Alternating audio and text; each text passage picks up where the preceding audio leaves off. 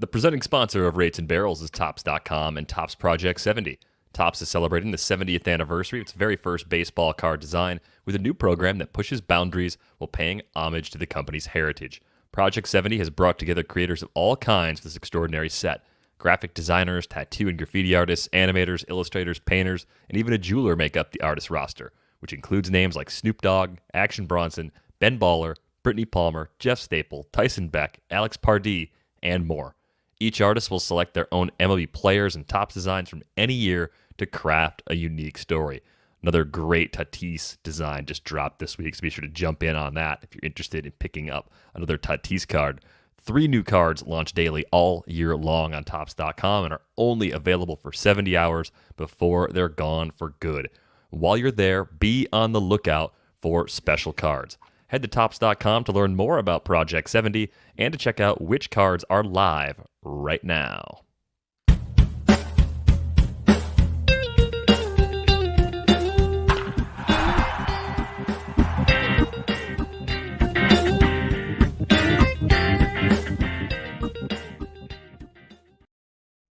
Welcome to Rates and Barrels, presented by Topps. Check out Topps Project 70, celebrating 70 years of Topps baseball cards. Derek Van Riper here with Eno Saris with you on this Wednesday. Hey, it's September. We have flipped the page on the calendar. The last month-ish of the season. Season does run into the first couple days of October. I think you were telling me yesterday the World Series can run into the first couple days of November. So that'd be pretty exciting if everything played out that long. But on this episode, it is time to take an L for me. Victor Robles option to AAA, which has inspired an entire show about players that either we as a show were wrong about as individuals, or possibly just the fantasy community at large based on where players were going back in the spring and what they've done to this point in the season. Obviously, a month can help turn things around, but at this point, I think all of these guys we're going to talk about are still going to be clear underperformers for 2021 relative to expectations.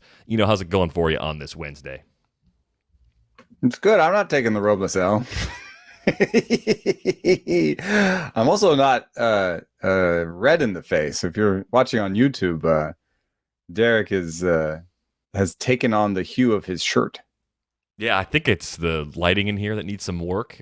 So my apologies to our viewers on YouTube, but it kind of looks like I ate the Willy Wonka gum, and instead of turning into a blueberry, I'm turning into a tomato. Yeah. So. Or had some ghost pepper hot sauce or something.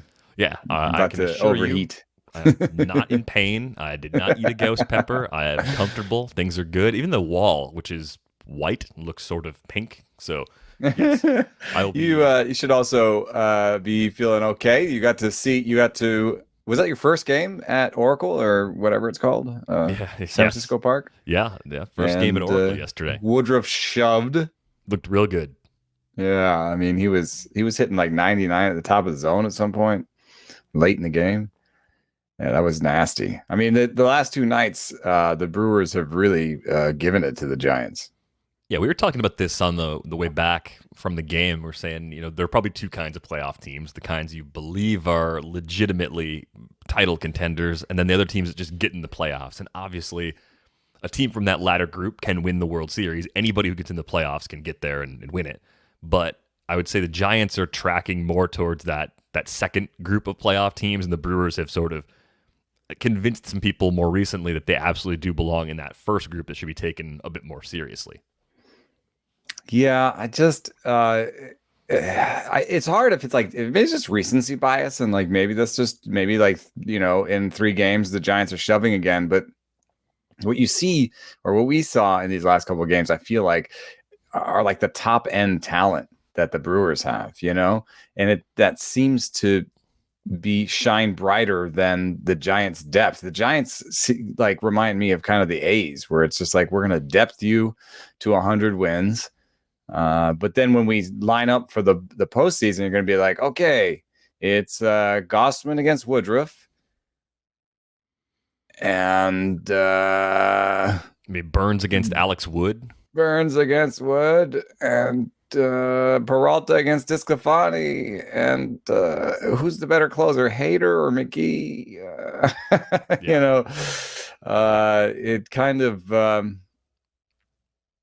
Yeah, I think it kind of, to me, sort of brought out the reason why people thought the Giants would regress and not necessarily even win the division.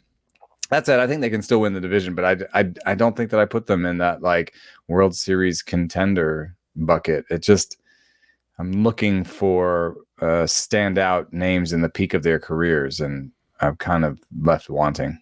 Yeah, I mean, Chris Bryant, you could probably even say is post peak, but still closer to peak than a lot of the other players that have come through in a big way this year. Of course, Posey and Crawford, the turnaround seasons they've had that we've talked about, those are amazing. But I think where I was kind of left wanting more from that Giants team yesterday was just kind of looking at their defense. They didn't have a great defensive game, and Chris Bryant threw a ball Threw it away, yeah. Pretty defense was sloppy in the first inning. Johnny Cueto got BABIP pretty good. That was not the fault of the defense, but seeing Mike Yastrzemski playing center field, like that's just to me a championship caliber team has a good defender in center field, and I just don't think that's really how I would describe Mike Yastrzemski. And he's taken a step back as a hitter.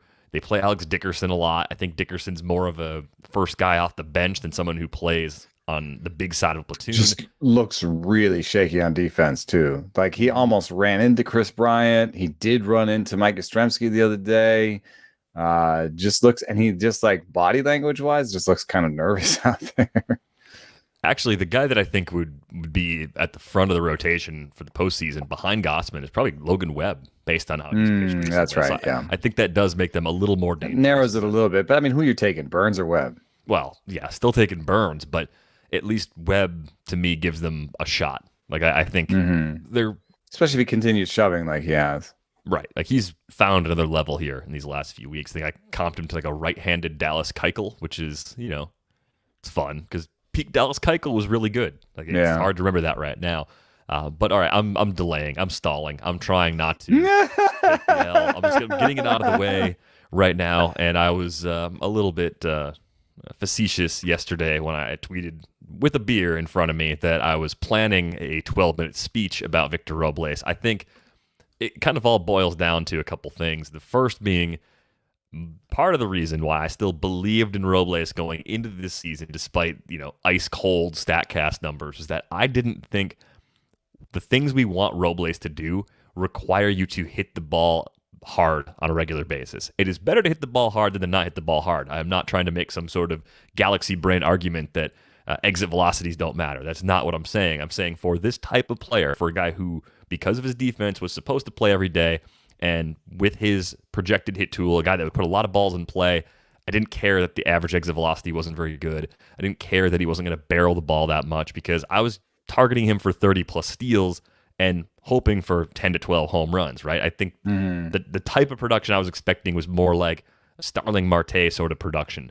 Clearly, not even close. I mean, I don't know how much of this is a health thing. I don't know how much of this is a coaching thing.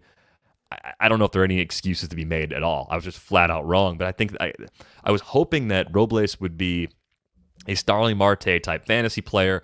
And I guess my proof of how it could work is the underlying numbers you see for a guy like Whit Merrifield in terms of exit velocity and the lack of barrels. Like Whit Merrifield doesn't pop as a good StatCast player at all. And even still, his average exit velocities are better than Robles is. I will readily say that and point that out right now. But you don't get a lot of barrels. You don't get a lot of hard contact. And yet, because he keeps his K rate really low, I mean, much lower than what Robles has done so far, he does pretty well. And because he runs well, he does well on balls in play. And I kind of thought that was the script that Robles could follow. So that was my thinking. Am I wrong by process, or am I wrong by result, or am I just wrong by both in this case? I don't know, man. You still look at his projections, and he's still projected for a 320 OBP and nearly a 400 slugging by something like the Bad X. That should play. He just never played to that projection. And in terms of what he actually did, and now we have his last 500 plate appearances. He has an OPS under 650. The reason I bring that up was that Jeff Zimmerman had that whole thing. We did a whole show about the 650, about how many guys who would steal bases that were projected for better than 650 because people don't keep their jobs if they don't have a 650 OPS. Victor Robles lost his job because he didn't have a 650 OPS. So I thought I'd just look at the leaderboards real quick, and There's only one player with more than 10 stolen bases this year that has less than a 650 OPS. I bet you can almost guess him. Miles Straw? No. I won't take another guess. Who is it? Ellis Andrews. Okay, yeah, makes sense. And that's where we fall down the rabbit hole and start making excuses for the players, because we say, Elvis Andrews still a shortstop, Victor Robles center field, Miles Straw center field. Their defense will keep them on the field. I just don't know if that's true anymore. Look at what the Reds did at shortstop. The other closest person is Isaiah Kiner-Falefa. And even he had more than the 650 OPS. I feel like teams feel like they can run an offensive contributor out at every position in today's game. Like there's enough of a supply of players that they don't have to have anybody out there that's just out there for defense. I think that's kind of gone the way of the dodo bird. So I think the 650 OPS line is real. I think it's something that we should pay real attention to. And I understand that like Victor Robles still projected for better than 650 OPS, but he's actually not projected for much better than a 650 OPS, especially if you're looking at like Steamer. He's projected for a 690 basically, right? And so below 650 then becomes a possibility. So I would like to, going forward, get my steals from guys that are projected for a 700 OPS or better. That's a good rule. At least if I'm paying real money for these guys.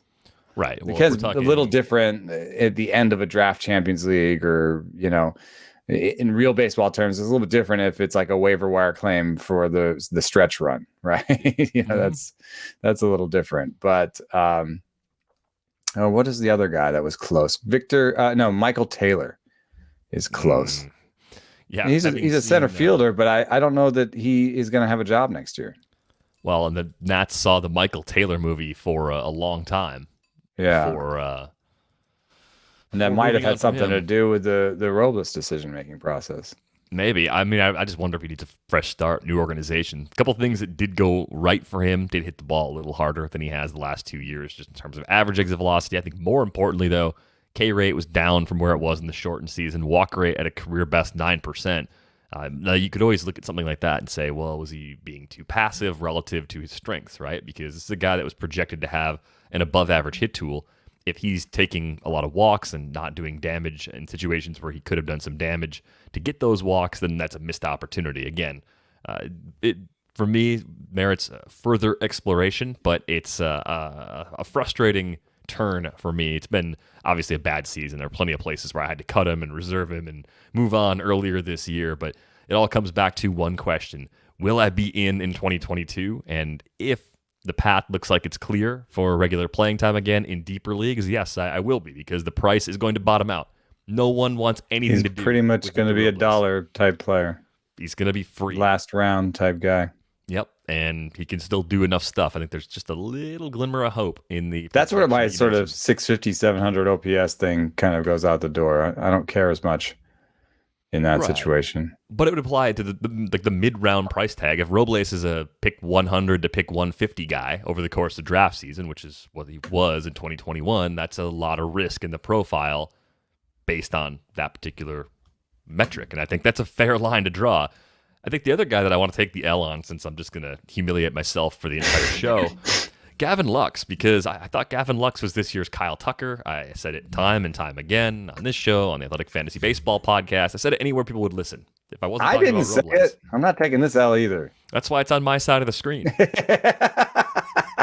No, it's because the graphics come in from that side. But I'm sure I won't get away with not taking an L on this show. Yeah, we'll find them.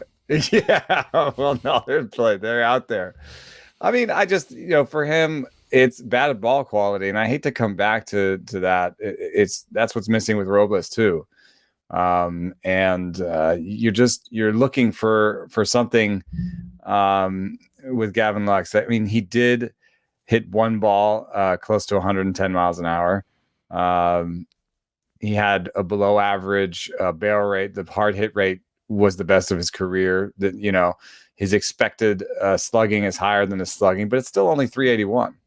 So I think this is a guy that I personally expect more like a 250, 310, 400 going forward, which is not necessarily starting material in most leagues. That's like kind of a deeper league player. Yeah, the projections are very close to that range, so not a surprise that that's kind of where you're at with them. And you look at it and you say, that's a league average bat. That's not a difference maker based on WRC plus. So unless you think there's still further growth here, and I think that's always the question with younger players, I would still say that applies to Lux and Robles. Yeah, he's 23. He could get stronger, could get bigger, could unlock something at the plate. 500 career plate appearances. I mean, not even. Yeah, it's not all writ, but in terms of batted ball events, 307. I mean, that's a fair amount. Yeah. So expectations have cratered for Lux. I wonder if he's the kind of guy they'll actually trade in the offseason. And if the Dodgers are willing to trade him away, that kind of tells you that the ceiling that we thought he had probably isn't quite as high. Yeah, it's interesting. I mean, I bet you they would have traded him instead of Keibert Ruiz. So I'm guessing that the Nationals weren't that interested. That's interesting. I never really thought about that. I thought the Nats had a greater organizational need behind the plate. Than you know what Lux looks like right now? What does he look like? I'm sorry to say this. Oh, no. Carter Kieboom. Oh, that would be bad. Right? Am I crazy? Very bad. I mean, look. I did this without looking at Carter Kieboom's page. It just occurred to me when I was thinking about the Nationals. So about a 4% barrel rate for Lux. Kieboom has fewer batted ball events, but also has a 4.5% barrel rate. The max EV, it goes to Lux by 2 though, so that's meaningful. Kieboom's doing a little better this year so far. I kind of see them as being very similar, actually. I mean, look at those projections. In fact, the projections like Kieboom to have a better OBP. That's not a place you want to be if you are still a Gavin Lux truther. Lux should steal, I guess, a couple more, but... Well, here's the thing. So the only thing I would throw at you about the projection for Lux is that it has some absolutely horrid 2020 numbers jammed into it. He hit 175 with a 246 OBP and a 349 slug in the shortened season. I mean, that's horrible. Yeah. That's factored in. And how much of that do we even want to count for anybody when it was a complete disaster? I mean, you can remove that, and then his career line is like 230, 300, 370. Right. A little better. So the projection would be a little better. Yeah. Anyway. It's still an L. I thought he was going to thrive, especially when Corey Seager got hurt. I just thought, this is it. This is the moment. Well, all right. Here's my L that I think it provides us a little bit of a segue. Gleyber Torres? Oh, yeah. And I wonder, so the projections still favor him over Lux. About 260, 340, 450. So an edge in every category. He stole 12 bases this year. So I guess I was going to ask Torres or Lux next year. I mean, but that's still pretty easily Torres, right? Safer playing time, I think, is a big part of that. But is it safer playing time? And the Yankees get crowded quick. But I guess the options for them have been like Andrew Velazquez and Tyler Wade. So yes, probably safer playing time. Yeah, see, I'm taking the L on Torres as well. If you're watching on YouTube, I flipped the video, so it was under Eno's name, but I deserve it too. He's another player that I was wrong about. I think with Torres, I didn't see what he did in 2018 as a 21-year-old. I didn't see that as something he would be unable to repeat. I saw 2019 as the year of the rabbit ball, and of course he's not going to hit 38 home runs again. Like, come on. No, stop talking. I'm going to take this L again. I'm in on Gleyber Torres next year. I'm in on him. Dude, look at this. Let's not look at 2019. I don't care. I'm not buying 38 homers. I don't need to. there's value here all over the place. Check this out. In 2018, his walk rate was 8.7%. In 2021, it was 10%. That's supported by a reach rate that went from 34% to 23%. So he's improved his reach rate. He's got a better eye than he used to. He had a K rate of 25%. That's gone down every year. Well, it went up a little bit last year, but it's gone down, and it's now underneath 20%. So, okay, here's a guy who makes good contact, has a good eye at the plate, that has improved. And then now let's compare his max EV in 2018, 109, to 2021, 112. His barrel rate in 2018, 9%, to 2021, 7%. What's I don't know. I can't tell you what's wrong and why he only hit 6 homers this year. But I can tell you that I don't think he'll have as much trouble with power next year. I'm going to buy again. In fact, he's so attractive to me, he might be part of... I always try to have a second base strategy. Well, does he have second base eligibility? Yes. No, he doesn't. Anyway, he could be part of a real cheap at shortstop thing. You're giving me back the L because I'm going to take it again. I'm back in on him. I can't. He's like, I can't quit you. Yeah, there's a ton to like because the lineup that he's in, the park that he's in. I mean, the plate skills getting better. That to me will always be something that can pull me back in. That's part of the reason why I'm not giving up forever on Victor Robles, even though there's growing evidence that it'd probably be a good idea for me to go ahead and move on. But I mean, Gavin Lux has, I think, pretty good plate skills too, and I think it's not on the Torres level, but he's not clueless up there. That gives me that glimmer of hope that he will, in fact, figure it out at some point. But another year of up and down playing time would be a problem. I don't think that's going to happen with Torres. I do think they're going to change positions for him, though. I think they're going to try and get one of the shortstops in free agency, move him off short, and move him back over to second base. So you're going to get that eligibility that you want. A week or two into the season, he should be eligible at both. Yeah, they could do that. The problem is that, like, shortstop's a young position. We have Brandon Crawford, and everybody else has been moved off the position. But, the Yankees did kind of do an older shortstop before with Didi. Yes, they did. So I'm with you, though. I'm in on Torres, and I'm guessing, trying to predict the ADP for next year, outside the top 100 for sure. I mean, his ADP this year I thought was a good bargain. He was at 65 during the last week of March. If he's at 125 going into December, that wouldn't surprise me at all. He still steals bases, so it won't go too far down because he'll still pop as someone who stole 12, 15 bases this year. He's below. He's not even below the 650 threshold, man. I don't think he's in danger of losing his job. He's a guy who has defensive ability, plate skills, and the underlying power numbers are better than the noisy slugging and ISO were noisy, and the underlying power numbers are better.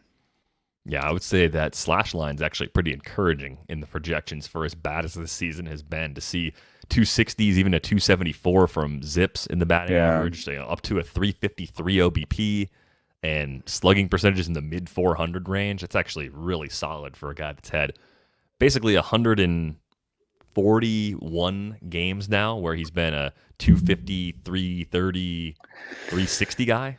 I can't explain it, dude. I have no idea where that power has gone. Let's talk about some other early round misses, though, among bats. I think it's important to set some ground rules here. Do we count Christian Yelich and Cody Bellinger as early round misses, or do they get an injury pass?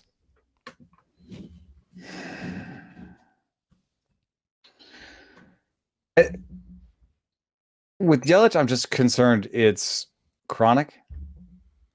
So if you give him an injury pass, that sort of suggests that an offseason will clear it up. And one of the problems with back is that the outcomes on back surgeries are pretty terrible, from what I gather. When they discussed it with some of my friends, they said, we can do back surgery, but it's like 50-50 that it'll do anything. It's like, ooh, that sounds like it sucks. I mean, imagine if they said that for Tommy John. We can do Tommy John, but it's 50-50 if it works out. Oof. Yeah, it's like, oh, I'm just gonna let this heal for a while. Yeah. So, like, I don't know. I'm not saying that I know that Yelich needs back surgery, but we do know that he has a back problem. And that seems a little bit more worrisome, actually, than with Bellinger, even though I know it's terrible that he's now a platoon player. You know, you can do 162 game splits. You can do everything and say that Bellinger is useless. I'm not trading away in my dynasty league. I'm going to hold on to my shares. I'm going to buy next year, provided that I hear he had some surgery, the recovery went well, and he's coming to spring training on time. That's the kind of stuff I want to hear from Bellinger. From Yelich, I'm just not sure what. If you give someone an injury pass, what you're suggesting is they're dealing with an injury. That injury will be cleared up at some point, and they will be good again later. And I just don't know what that process looks like for Yelich, right? It's like, okay, even if they say he had back surgery, I'm still in the dark about whether or not that worked, right? Yeah, of course. And then he shows up. Let's say he shows up in spring on time. You know, I still might be reading between the lines, waiting for some sort of, he played 3 games in a row sort of deal. You know, like I would just be more nervous of going forward. I imagine the market will handle Yelich and probably Bellinger pretty comparable to the way that it handled Chris Bryant going into this season. They're, similar age, 2 pretty significant injuries for those guys. With Bryant, maybe Stanton. Yeah, maybe like that. Where they dropped to like the 5th and 6th round, right? It's a pretty good discount for both of those guys because they have a lot of ways to get there.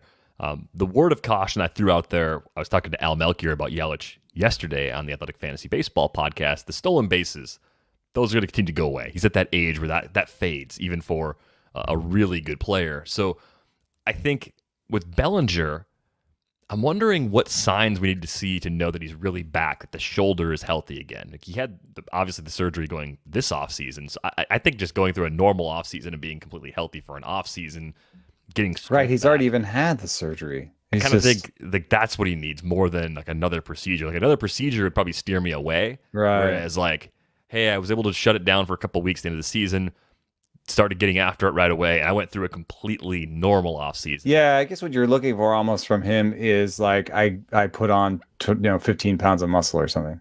Right, because I'm looking. I mean, the max exit velocity for Bellinger is down 4 miles per hour. That just speaks to me of poor fitness, man. It just said something. He's just not as strong this year, and I don't think it's just going to go away for him unless that was a worse shoulder injury, even with surgery, than realized.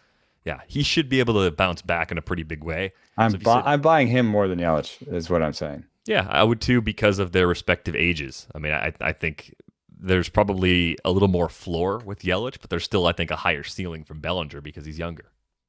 Yeah, and I think when you're buying one of these guys in like the 5th or 6th, you're doing the Stanton play. You're buying ceiling actually, because you bought high floor and high ceiling with your first 3 or 4 picks, right? Mm-hmm. The 5th round is often a place where you see people, pick up Nelson Cruz, pick up like a fairly high risk players that have high ceiling. Because if you lose your 5th round pick, it's, it doesn't really tank your season. In fact, what's been interesting to me is that I have Yelich and Lindor on teams that will win it all this year. It's pretty good. So, I don't know. I don't know what that means. You did a lot of other things right.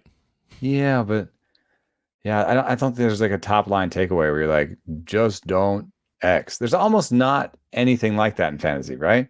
No. Is there a thing I could say, just don't ever X?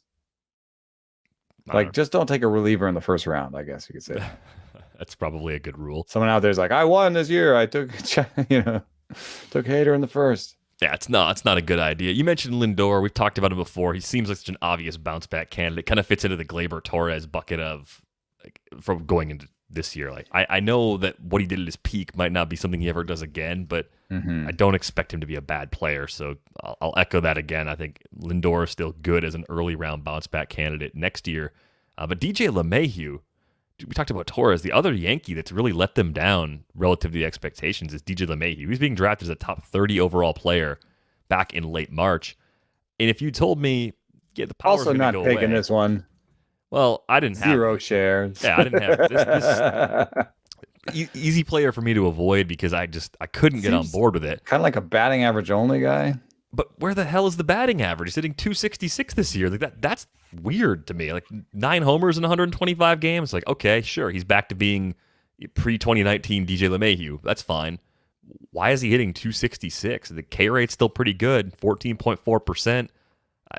The XBA, like the expected batting average based on StatCast stats, is only 274. So it's not like he's been massively unlucky. Yeah, and the projections for future guidance, 283, 351, 406, according to the BatX. That's In like, what world are you drafting that player anywhere near the top 30? Yeah, because he's not going to steal you many bags. Nope. He could be an elite runs and RBI guy even if he gets back to that. I mean that lineup is pretty murderer's row. Yeah, so I guess you're getting average in runs. It's nice, but I think he falls like 100 spots off his 2021 ADP. At least. And if I buy him, I might be buying him to be a guy that I can shuttle between CI and MI. He becomes kind of like a best ball type player. I think like a good underrated best ball type player, because he will have eligibilities at first, second, and third next year. And I know that's why a lot of people bought him high in best ball this year, but I think he'll drop so far, and the best format for him going forward would be best ball. Because then if he has one of those high batting average weeks, he can slot in for you at 3 different places. Yeah, I think that all or makes 5 sense. different places, really. But yeah, you look at the underlying numbers, still hitting the ball as hard as he did in the past. Like it doesn't add up to me. Like I can't figure out how things turned this much on him, even though I wasn't that interested back in March. Well, it is kind of weird that he used to run BABIPs that we basically say don't exist. You know? Like his career BABIP is 341. He had 370 last year. He's had a 388 before. And a lot of those were floated by Colorado, which is a BABIP floating machine. So, look at his BABIP now. It's 301. What do we expect him to do in Yankee Stadium? The projections all say 319, which is why they're kind of a little bit bland. Yeah, I would say of all the players we've talked about so far, he's the least likely that I would go get next year. I'm not out completely. I'm more, tell me the price and I'll think about it. Right. But, wow, I didn't see that coming from him. I thought if the power went away, he'd still hit 300. It would still pile up the runs. It'd still be a good season, even if it wasn't what you paid for. And that was definitely a surprise to me. I wonder if he must be getting pitched a little differently. Because his what am I seeing here? He's not hitting fastballs the same way. Check out his splits against fastballs. Like last year, he hit 385 and slugged 624 against fastballs. This year, he's hitting 265 and slugging 351 against and fastballs. Still getting fewer of them. He's seeing the most sliders of his career. I bet you he's falling into a little bit of a trap with the sliders for strikes and then the fastballs for whiffs. But there's something else going on here. It's not super easy to diagnose. And on top of that, we're talking about a 33-year-old player that if you remove 19 and 20, basically has like a 100 ISO. Yeah, and now he's well past the wrong side of 30. He'll be 33 next season. He turns 34 next July. So just not a lot to get excited about for me with DJ LeMahieu at this point. Mm-hmm. One more hitter I want to talk about before we move on to some pitchers. Yoán Moncada. Like, what the heck happened here? I think there was a lot of questions. There were a lot of questions to be asked about him coming out of 2019 because that was such a massive step forward for him as a hitter, right? The StatCast numbers were off the charts good. Got to 25 homers. Looked maybe like a 30 home run guy if he could stay healthy for a full season. Here he is hitting 265, nice 375 OBP, only slugging 400. Kind of showing us the same limited power that we saw in the shortened season. And I kind of chalked it all up to COVID because he mentioned it as a COVID long hauler. He just didn't feel good last year for most of the season. I thought the bounce back was going to be a pretty easy one where at least 20 home runs were on the way. And you think about all the things that have gone right for the White Sox, getting healthier in the lineup too. I just expected more from him, given that so many things have changed for the better over the time that he's been in Chicago. Yeah, I might be in on him. I might be in on him next year because the strikeout rate was the best of his career. The swinging strike rate is the best of his career. His max EV did bounce back, so there was a health bounce back. It didn't bounce back to the 113 and 115 or 116 he had in 18 and 19, but at 111, it's still over that 108 threshold where we expect the person to have power. His barrel rate at 8.4 is not the 11% he showed in 2019, but it's still pretty good. So I still see a guy who has pretty good power, and 136 ISO is not pretty good power. So I think next year he could hit 260. It's mostly we're reading off of projections here, but I'm going to be a little bit more aggressive with the power because his park is nice and it's going to make his power play up. And I think the strikeout range may be real at 26. I think he might have a peak season in him. And so a peak season for him might be 275, like a 360 OBP and like a maybe near a 500 slugging again. I think that's still in him, man. And I think he would probably come with like 5 steals. So you're looking at something close to a repeat of 2019 with a different ball. I think that's still in him. It's wild that the season that Moncada is having, in part because of the 375 OBP, it's a 120 WRC plus. Like that just doesn't seem as good as it is. And that gives me hope too that he's become a better hitter. This is the second best season by WRC plus. It's not by fantasy. It's definitely not a good fantasy season.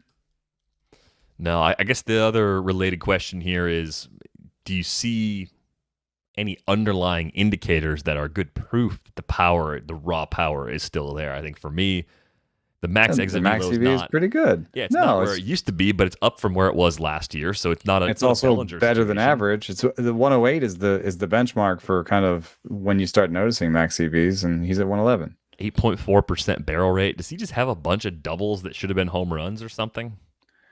I mean, 8.4% is not great. Like Shohei Ohtani has like 23%, but he's the league leader, so it's kind of it's an unfair benchmark. I don't know. He does. Let's see what his doubles rate is. He has 23 this year. He'll have 28. I don't know. It's not like his X slugging his expected slugging based on Statcast numbers is that much better. It's 412 to 400. I'm just kind of reading between the lines about it, like a young player, who's still within his peak. That the underlying numbers aren't as devastatingly bad as the 136 ISO suggests they should be. Each thing I check doesn't lead me to an answer either. I'm like, well, maybe he's hitting the ball on the ground too much. Look at his ground ball, right? Nope, that hasn't changed either. It's really. Come on, man. He's not hitting fly balls. That's the one thing that stands out. Right, a lot of line drives. So there's something going on there. That's why he has a 355 BABIP. He's kind of traded some homers for line drives, which is not amazing. Trying to think of ADP and relative cost. If Moncada and Torres are carrying a similar price, and you can only get one because you're sure that either I or someone else in the room is going to take whoever you don't take. Torres makes better contact, has better eye at the plate, should have a better batting average, will steal more bases. All right, it's good snap answer there, but I bet they'll be somewhat similar in terms of how they're treated based on where they were going into this season and what they've done over the course of this year. If I pick Torres and 3 rounds later Moncada's still around, I don't know that I'm that scared to put them both on the same team. It shouldn't be too much of a concern given where they're going. It's not like they're early round building blocks. Like, what do you think they go for in AL labor? You could probably get the two of them for under $15. I was thinking you're going to pay at least 30 for the pair and maybe as much as 35 because if there are 0 playing time questions, thinking about the quality of those lineups, the park for Torres, decent park for Moncada, all those factors. I'm so in if I get them both for $30. I think you have to go to 35. I think you have to go like 18-17 or 19-16 or something like Those that. players have really worked for me. They really worked for me this year. That was like Adamas for me this year. I don't think I even paid that much. I paid like 12, but I like those players, man. They're gonna play. There are reasons to think they could play better. Well, file that prediction away in the vault. $35 combined price. There's my infield. There's my AL labor infield. I told everybody now. They're just not listening because I'm not talking about pitching. Well, let's give the people what they want. Let's talk about some pitching, some early round pitching misses. Again, less for us, I think, than for the market as a whole in this case. But I put my mistakes right up front today, so I'm not running anything right now. Lucas Giolito kind of caught my eye. I don't think he's a massive bust. If you took him early round 2, you're not sitting there and saying, I'm not winning my league because of Giolito, but you're looking at it and saying, I guess I took him a little too early. Probably is going to finish somewhere in the back of the top 20 among starting pitchers instead of being a possible top 5 guy. Is this more indicative of the Giolito that you expect going forward, or do you think there's the sort of bounce back potential where, yeah, you can get him at a discount now in 2022, and you could still get a guy that finishes top 5 among starting pitchers? I always thought that his command regression would come in the walk rate. And I wonder if it just came in the home run rate instead this year. I mean, the major difference between this year and he's lost a few strikeouts, but other than that, the major difference between last year and this year is his home run rate. It was 1 per 9 last year, and it's 1.4 this year. What's interesting is I've seen some research just recently that the ball that we ended up playing with this year is performing mostly like the 2018 ball. And in 2018, Giolito had a 1.4 home run per 9, and this year he has a 1.4 home run per 9. I don't know. I think he's a really good pitcher. I would take him as my first pitcher next year, but I would not take him as my first pitcher in that like top 2 to 3 tier, where like people buy him in the first 2 rounds, those types. Okay, so if you're playing the wait a little on starting pitching game, you get a couple bats, 2 bats maybe to start, round 3 of a 15-teamer, you're okay with Giolito as your sort of wait on an ace. It's not even waiting that long, but it is these days. Yeah, for high stakes, it's waiting a long time. For more typical leagues, it's probably even a tinge on the early side. Projections are better than Pitching Plus. Or about the same, but he still rates really highly by Pitching Plus, and it's only the curveball is not an above average pitch. He's not throwing it that often either. Yeah, I think I would just, one thing that's just annoying when I think about a guy like this is just, what ball are we going to play with next year? We don't even know what ball we're actually playing with this year, do we? Yeah, right. So, what chance do we have of knowing what we're going to use next year? He's home run risky. That's the main thing with him. He's home run risky. It could go up or it could go down. If it goes down, he could be a top 3 pitcher next year. All right. Let's but not a massive drop. So basically, the player he's been this year is a solid expectation for the player he could be next year. Yeah, room for a bit more. Aaron Nola has a 4.30 ERA, but a good whip, plenty of Ks, not getting wins. So in terms of like dollars earned, he looks like a bust. But I don't know if you did anything wrong if you were taking Nola late in round 2, early in round 3 of drafts back during draft season. Yeah, one interesting finding from the validation for Pitching Plus was that Stuff Plus is stickier year to year, and Location Plus is more meaningful in season in some ways. That makes it a little bit harder for me to think about someone like Aaron Nola, who makes his bones on location more than Stuff.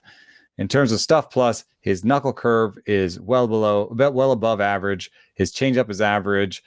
His cutter, which I think he started throwing this year, Yeah, he didn't throw very much. The four seam is below average, and the sinker is even more below average than that. So it's all about location for him, and it's good enough to get him kind of close to Lucas Giolito in overall pitching plus. But I think that location is more finicky next year to year.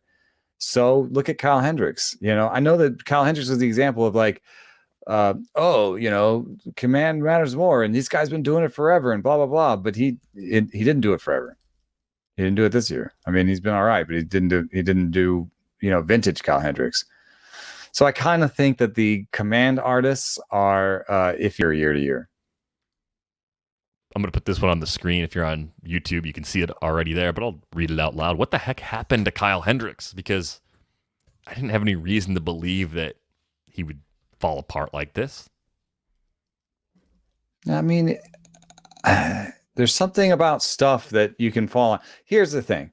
If you miss your location, but you miss with stuff, you're good. You can still get a whiff. You can get away with it. And I think at some point, everybody misses the location.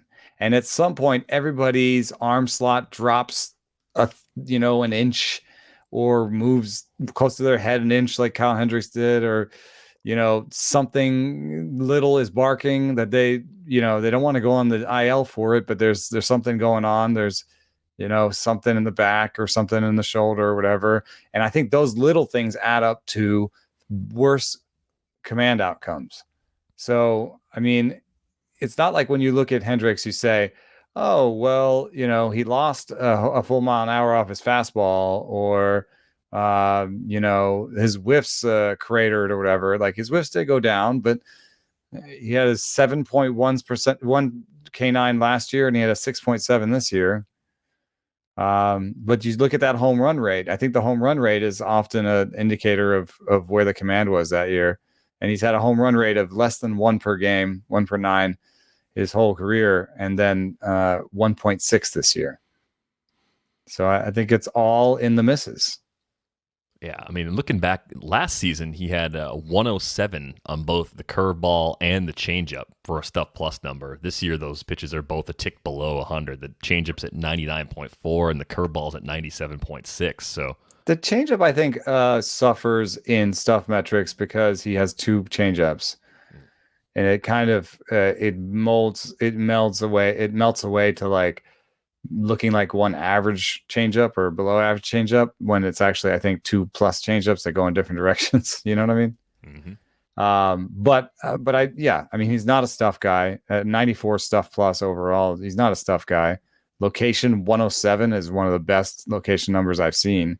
So he's still up there, and it makes him an average pitcher overall this year. So I guess what you're hoping for is just a little bit better health from him next year. I think there's got to be something sort of underlying there. The rest of season projection from the bat is easily the best of all the Fangraphs options right now. 3.95 for the ERA, 120 WHIP. That'd be the worst ratios of his career other than 2021. So that sort of decline is already sort of built into the projection for next year. And I think because he's not overpowering, because he doesn't rack up a lot of Ks, I think he's going to come out really cheap in 2022 drafts. I'd like to buy him in a place where I can stream him on my team. So I'd like to buy him as one of my last 2 pitchers, maybe. Doable. Where I don't have to throw him in Colorado, or you know what I mean? Like I've built in, I have Kyle Hendricks for good matchups, and I have, I don't know, JT Brubaker or something, like a bench arm that's like him. Yeah, Brubaker's very similar actually to Hendricks. It's mostly command. The stuff isn't really there. So if I had 2 of those guys at the bottom, I could also drop one. I think if a guy like that isn't going well, you drop him. I was thinking more in like NL only leagues where the benchmark to get in those leagues low, right? Waiver wire guys are usually running high fours ERAs, horrible Yeah, whips. He should beat that consistently. Yeah, if he gives you a 3.95 ERA in an NL only, then you're all over it. Yeah, with plenty of innings. I mean, it is a bad team, so wins might be a little hard to come by. But even this year on that bad team, 14 wins for Kyle Hendricks. So it hasn't been all bad from a pure roto standpoint, even though he just hasn't looked at all. I've streamed him, like I've used him. Trying to think if there's any other big early round misses. We talked a lot about Blake Snell, and I guess the adjustment lately is he's really shortened up that arsenal. Like, do you just think he's better off sticking with the shorter arsenal to maintain his more recent effectiveness? I mean, that's there's a straight line you can draw between putting away the changeup and his success. And about 5 starts ago, he put away the changeup. Or at least over his last 5 starts, he put up the way to change up. It's his best 5 starts in a row by Stuff Plus. Best 5 starts in a row by Location Plus. I like that he's brought the curve back a little bit because I do think he needs it. It's not an amazing pitch by the metrics. It's a 99 Stuff Plus, 92 Location Plus. Not a really amazing pitch, but I do think that he needs to have a third pitch especially if they're going to pitch him into the 6th and 7th, to keep turning that lineup over to give them a different look. So I think I've always looked at him and thought he should be a 4-seam slider curveball guy. And I think maybe leaning into that may even help him improve those breaking balls. And you could see a better season from him. And the nice thing about buying Blake Snell is that by the traditional metrics that are sticky year to year and determine success, like he's still pretty good. Like in terms of strikeout rate, he's still there. It's not a bad bet to just bet on a guy who had a good strikeout rate and his walk rate popped one year. That's kind of what you would do with Yu Darvish in a given season, Yeah, I agree with that sort of comp. And I mean, the August numbers, a 1.72 ERA over his last 6 starts, 54 Ks in 36 2/3 innings, only 12 walks and 4 home runs allowed. Tinkering and getting that third pitch back in the offseason is still pretty doable. I don't get the sense that Blake Snell is the kind of guy that's going to sit there and go, yeah, I'm good with 2 pitches. I'm just going to play video games. I think he probably realizes going to need that third pitch. I got free especially agency he's getting closer. As you get closer to free agency. Mm-hmm. The carrot is there. You come off of, it may end up looking like his worst season of his career. He's won a Cy Young. So there is that kind of like, man, I can do better than this. Yeah. I don't get the sense that he is the kind of person that doesn't care. I think they're going to keep tinkering away. We'll see what the Padres do as an organization with pitching in general this offseason, because there could be some pretty big wholesale changes around there. Were there any other early round pitchers that you feel like were either big misses by the group or guys that you had early, even middle rounds, that really just let you down this season? Let's see. Calling up the pitcher ranks, gonna find my mistakes. Calling up the pitcher ranks, gonna find my mistakes. Jacob deGrom was kind of. I mean, I it's a joke, but I do remember, there were people in the industry that were like, Jacob deGrom is an injury risk. Yeah, but I don't think that's a thing. I don't think declaring a pitcher to be an injury risk is a real skill of any kind. And I'm not trying to pick on people that say that. They're pitchers. They break all the damn time. Yeah. Until we have better ways of predicting pitchers staying healthy, I feel like we can't make blanket statements about pitcher injury risk. Oh yeah, he's likely to get hurt. They all are. I did try to have some sort of injury risk flag, didn't I? DeGrom did have elevated risk the way you calculated it, if I recall correctly. He came up with I don't know if it was a red sort of score. Right? Oh, this is my May one already. Yeah, I had a flag one. I need to go back to March or something. But I wonder how many of the guys that had similar health grades, how many of those guys ended up staying completely healthy this year too? Okay, here we go. I've got my ranks. DeGrom, 80% injury list, percentile injured. But okay, so you're like, woo, the model, great job. Shane Bieber, my number 2 pitcher, 23%, 23rd percentile injury list. Oh, so you're an idiot. Garrett Cole, 78th percentile injury list. Why was he even 78th? What the hell? Walker Buehler, 47. Okay. Brandon Woodruff, 61. Aaron Nola, 49. Luis Castillo, 50.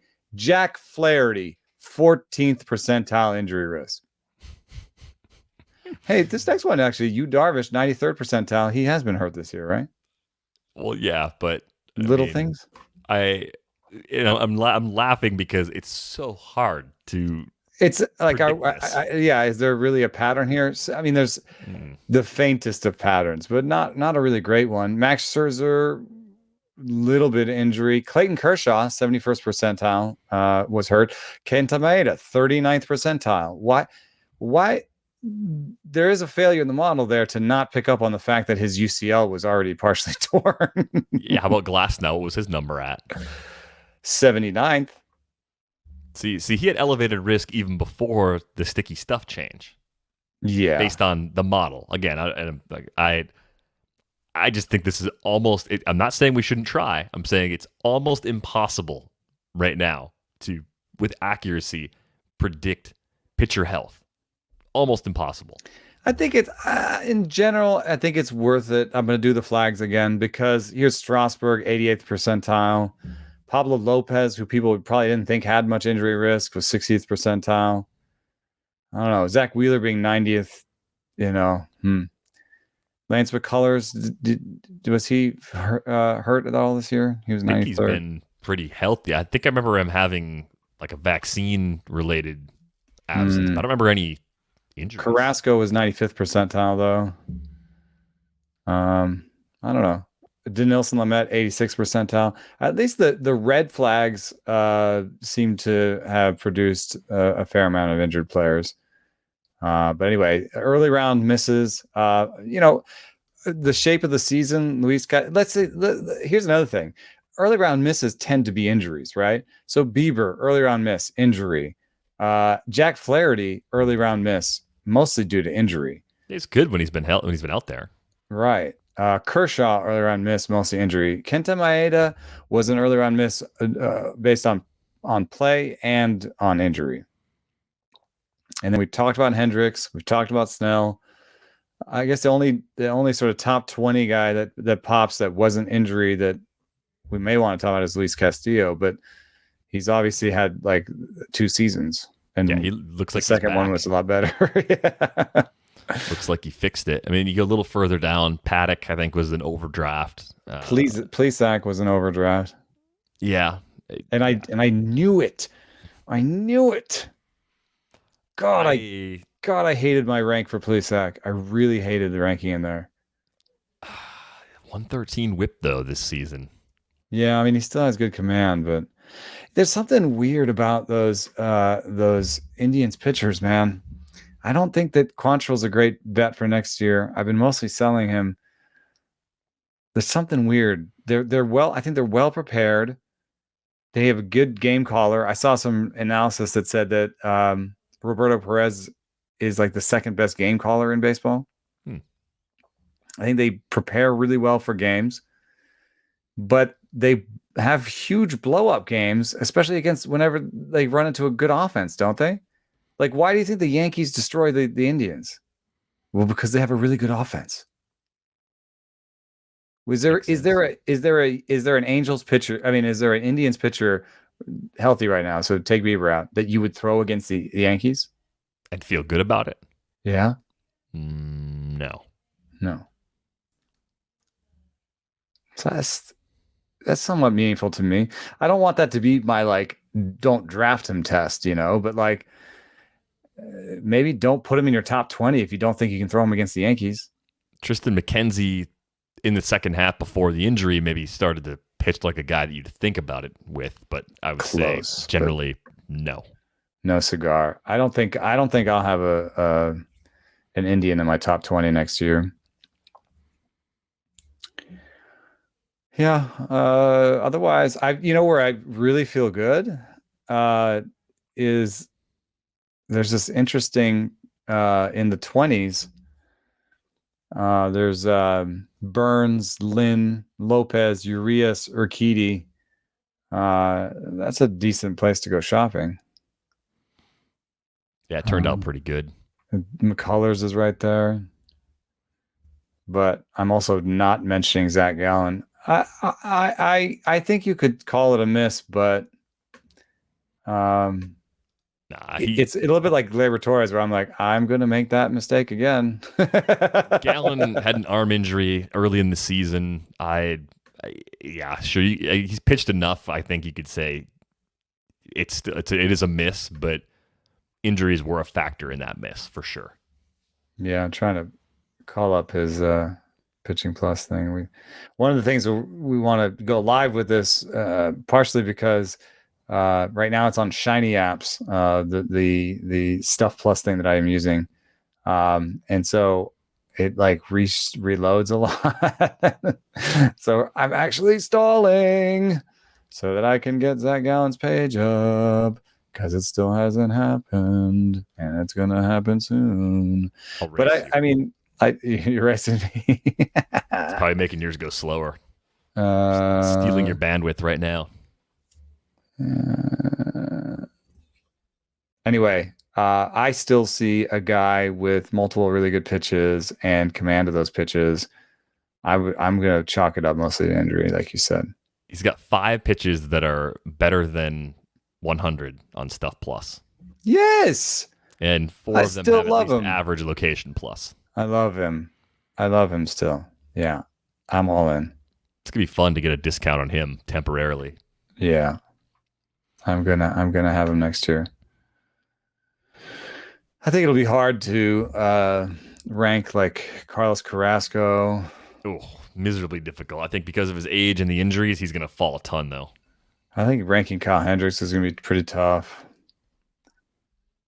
I think ranking Jack Flaherty will be pretty tough because there were some metrics that didn't like him as much either. Yeah. I think Flaherty, I would say, goes in the round 4, round 5 range pretty consistently by the time we get to March. Maybe he's a little cheaper before that because of the injuries, but I think there's going to be a realization that what he was doing this year when he was healthy was still pretty good. So that sounds like 18th to 20th ranked pitcher. Yeah, I think that's about where he'll fall. But I mean, I'm still in on Flaherty. Still like him. Great place to pitch. Yeah. It's a huge part of it. And the K rate, looking at that just real quick, it's still lower than you'd like it to be. He does have the look of 2-pitch pitcher too. Like a clearly solid SP2 that may never be a year-over-year ace, even though in that 2019 season, in the year of the rabbit ball, looked like a hey, I'm an ace. I'm maybe a top 5 guy sort of ceiling. Logan Webb Logan Webb's not going to have that much helium, is he? Logan Webb or Jack Flaherty? Jack Flaherty. Flaherty. Yeah. Predicting Logan Webb's 2022 ADP. So a topic for another day because I don't have a good feel for that situation. Flaherty might strike out 4 more guys per 9 than Webb. So the reason I brought it up is because I think sometimes you just have to give the Cardinal pitchers like a fairly sizable park boost. Mm-hmm. San Francisco and St. Louis are the best places to pitch. Yeah, I think with Flaherty, oh man, the BABIP again this year, 229. It jumps off the page, not because I think BABIP's awesome, but that's really, really low. It's like, is the defense? But for his career, it's 252. Yeah, so I don't think you have to hit him as hard as you'd hit a lot of other guys that have that. But man, that's remarkable. That's so low. Yeah. Lowest of his career so far. He's at 242 in that 2019 season, though. I'm sure that was a reason people were betting against him. Career 332 ERA, career 382 FIP. His FIP has been over 4 the last 2 years. I will say this. FIP is really bad at being projected. Like, FIP is not a good thing it does not help. It does not help in season. It does not help season to season. FIP is mostly useless. I'm going to race it off my dashboard. I can do that. Yeah, you can take FIP away and never look at it again. Yeah, bye-bye. It's happening right here on the radio. Bam. No more FIP. A huge moment in Rates and Barrels history. I updated my Pancrafts custom. If you're not watching us on YouTube right now, you don't know what you're missing. Just go to YouTube, search for Rates and Barrels, hit that subscribe button. You get all the episodes there. Eventually, some cool bonus stuff too. I love it.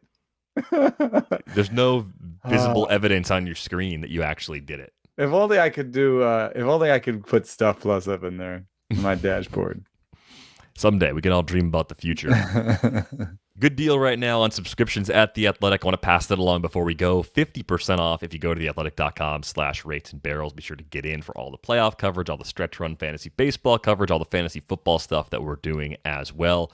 On Twitter, he's at Eno Saris. I am at Derek Van Riper. You can drop us a line at ratesandbarrels@theathletic.com. Yes, I will get to the emails, I promise. Inbox 0, probably 3 months away. But keep sending the emails. We'll keep reading them. We'll keep bringing them into the show. We really appreciate all of those. And of course, as always, if you're enjoying the show on a platform that allows you to rate and review it, we would greatly appreciate that. That is going to wrap things up for this episode of Rates and Barrels. We're back with you on Friday. Thanks for listening.